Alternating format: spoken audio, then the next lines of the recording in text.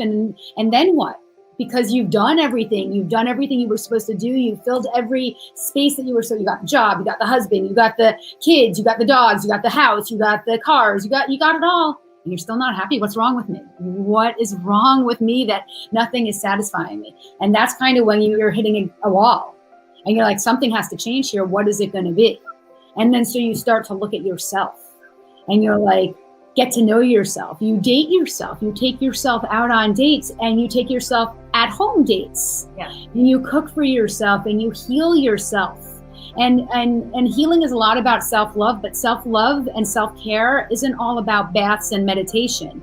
It's looking at our wounds and our dark sides and our pain and acknowledging them and feeling safe, opening them back up again so that you can heal them, because it's all about healing. And when you start to heal and when you start to really get to know yourself and don't deny the things you've been through and the way they've shaped you and made you feel about yourself, that's when you become your authentic self. I've been self-analyzing lately and doing a lot of self-love lately too. And, realizing some of my behavior and my walls that are up sometimes are due to past traumas. And I want to work through that and I want to get through that. And I want to be a better person and help others. That's awesome. Well, you already are doing that. You're stepping into it by saying it. First of all, you're here, so you're doing it. Yeah, you're doing it. Thank you, love. Yes, and it's true. It's so hard to be your authentic self. I feel like a lot of people in society now are scared to be their, real self, or they have to be tied to making so much money, having to be married at a certain age, having to have kids at a certain age. And it's not that black and white. Like, it isn't easy to be your authentic self, but once you start to tap into that part of yourself, you're not going to want to be anyone else. It's actually, what's not easy is making the shift from here to here. But once you make the shift, and even at the beginning of getting to know your authentic self, you're good. Yeah. And I love that you said it takes time. It's not going to be something that happens overnight. And I feel like you're happier when you are your true self. Absolutely. Well, you're so anchored in who you are that nothing can sway you one way or the other. I'm pretty grounded, centered, calm. Nothing really throws me at this point in my life. Trust me, I've had plenty of times in my life where things have thrown me. But when you're so good with who you are, it doesn't matter. Yeah. And that doesn't mean, like I said, I'm sure you've done things that you're not proud of in your life too. You have to forgive yourself. So true. I love that. Forgiveness is so huge. Yeah, we're so hard on ourselves. We are. We make messes all the time. I always tell people it's not about the mess you make, it's how you clean it up. As long as I am motivating or inspiring one person, that's all that I care about. You listen to this. You go on to someone's podcast, you go on to motivational speaking on YouTube, you get a great book, because the people don't have to be physically present, because everything is energy. You can find other ways to surround yourself with positive energy. Go for a walk, go in nature. Mother Nature will give you lots of positive energy. There are lots of ways. I wasn't planning on writing a book. I had just lost my mom after having lost my dad just a year earlier, both unexpectedly, and I just needed to get some stuff out, and it turned into a book. And I guess while I was writing it, since it wasn't an intention of it being a book, I wasn't paying so much attention to the feelings of the process, but I know that the feelings of getting the stuff out, unpacking it, kind of clarifying everything was super helpful. And whether you're writing a book or not, sometimes people don't have places to go, people to talk to who can hear them and support them, and that's okay.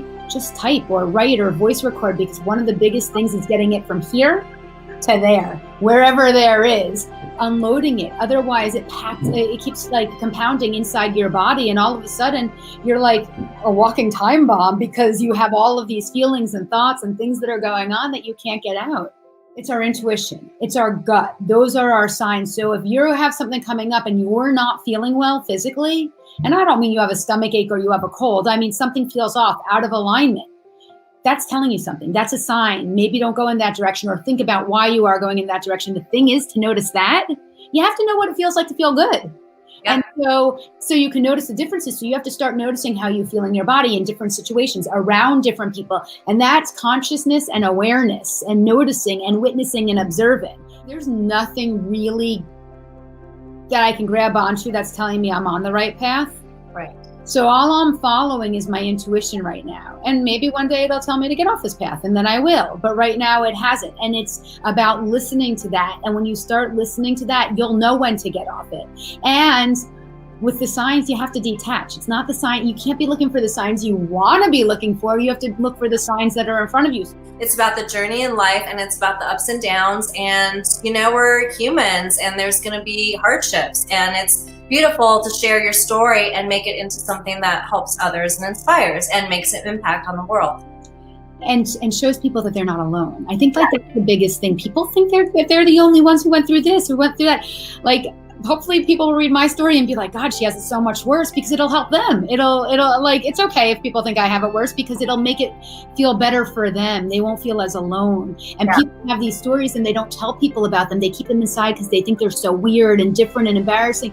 But we all have some version or another of them. A few weeks ago on Instagram, someone DM'd me. Their girlfriend was threatening to commit suicide. I am not a therapist. I'm not in this world at all. And that's usually what I say. But he wasn't asking for help for her. He was asking for help for him. And I told him to call the authorities. And we went back and forth. He was scared. He was afraid that her child would be taken away. There were a bunch of different things. And we went back and forth.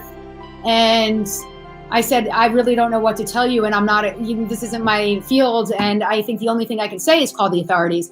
He did. And then he never followed up with me. They came in, she was mad at him, whatever. He never followed up with me. Right. Weeks later, and he just sent me an amazing DM thanking me, telling me why it took him so long to reach out.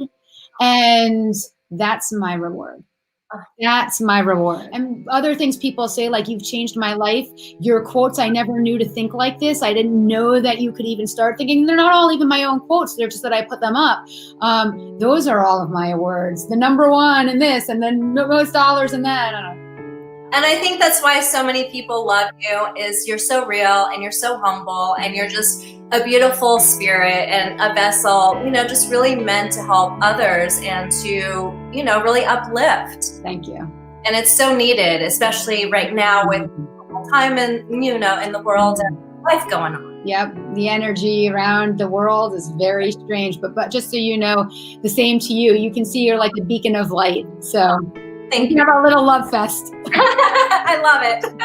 Lots of love for everyone, guys. Right now. That's my shout out to all of you guys. Thanks for taking the time out of your day, for being here, for listening. Hopefully you got some value, and